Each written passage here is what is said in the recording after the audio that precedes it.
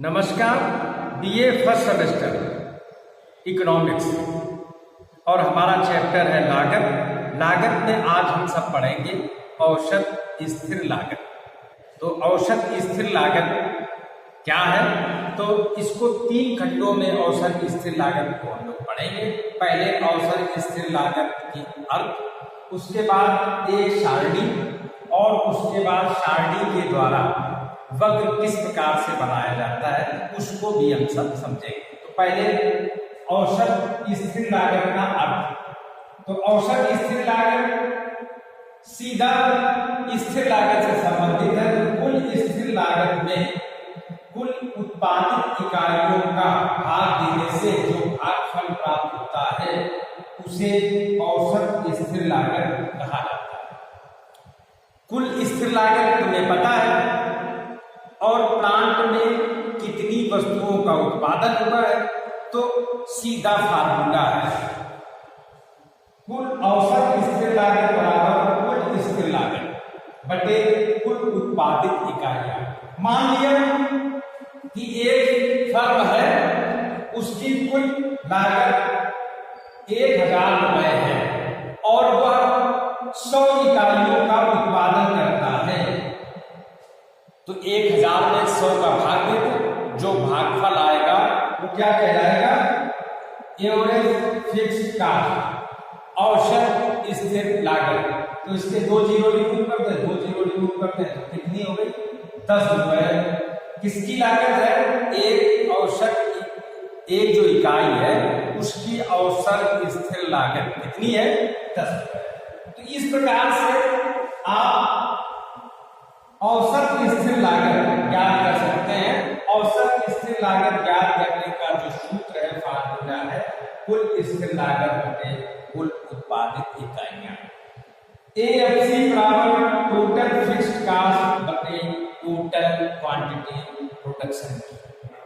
औसत स्थिर लागत की ये सारणी है। इसमें पहले कॉलम में वस्तु की इकाइयों को प्रदर्शित किया गया, दूसरे कॉलम में कुल स्थिर लागत को प्रदर्शित किया गया और तीसरे कॉलम में औसत स्थिर लागत AFC को हम लोग ज्ञात करेंगे। इसमें हमने जो है लिख लिया, निकालेंगे।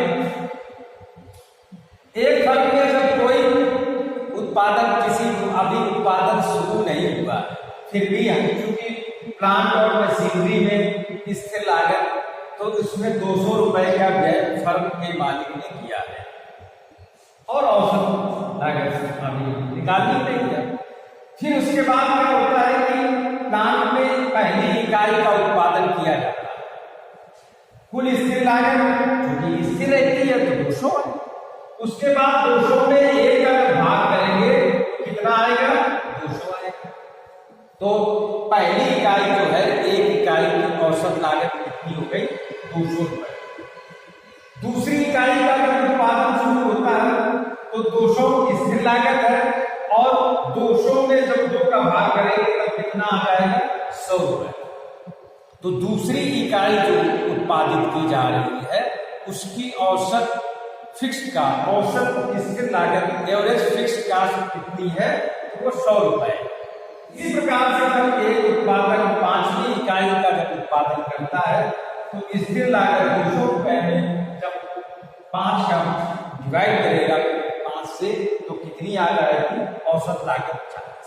तो इस प्रकार से, और ये फार्मूला याद रखें, average fixed cost is equal to total fixed cost upon total quantity. कुल स्थिर लागत बटे कुल उत्पादित इकाइयों के सूत्र के द्वारा ही ये ज्ञात है। तो इस प्रकार से सारणी का विश्लेषण हो गया। यदि ये क्वेश्चन लॉन्ग आंसर में पूछा जाए, दीर्घ उत्तरीय प्रश्न आ जाए, तो इसमें वक्र का भी हम विश्लेषण करेंगे। तो वक्र किस प्रकार से बनाएंगे? तो 2 अक्ष, x अक्ष और y अक्ष। तो x अक्ष में किसका प्रदर्शन करेंगे?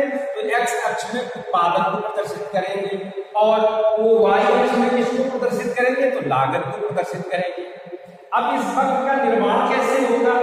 तो इसमें लागतों का हमने कर लिया।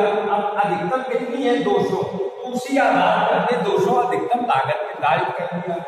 इकाइयां 1 से 5 इकाइयों का उत्पादन होता है, तो ये हमने इसका इधर इकाइयों को प्रदर्शित कर लिया। अब जब पहली इकाई का उत्पादन होता है तो औसत AFC कितनी है 200, तो यहाँ पे हमने पहला बना दिया और उसको यहाँ पे नंबर डाल दिया, तो इस प्रकार से ये बिंदु बन गया। उसी प्रकार से जब दूसरी इकाई का उत्पादन किया तो उसकी औसत फिक्स्ड कास्ट और फिक्स्ड स्थिर लागत कितनी आई, तो ये यहाँ पे 200 थे, ये यहाँ पे 100 रुपए आ गए, यहाँ पे बिंदु लगा लिया। इसी प्रकार से जब तीसरी इकाई का तो उसका छाछा आ गया, ये बिंदु यहाँ पर हो गया, और अगला है 50 आ जाएगा और 5वीं की 40 आ जाएगा, और अंत में क्या करेंगे, इन सारे बिंदुओं को मिला देंगे, तो इस प्रकार का एक वक्र हमें प्राप्त हो जाएगा। ऊपर से नीचे दाएं बाएं से दाईं और नीचे गिरता हुआ एक अक्षीय वक्र होता है। तो इस प्रकार से हम औसत स्थिर लागत सारणी और वक्र का निर्माण कर लेते हैं। धन्यवाद।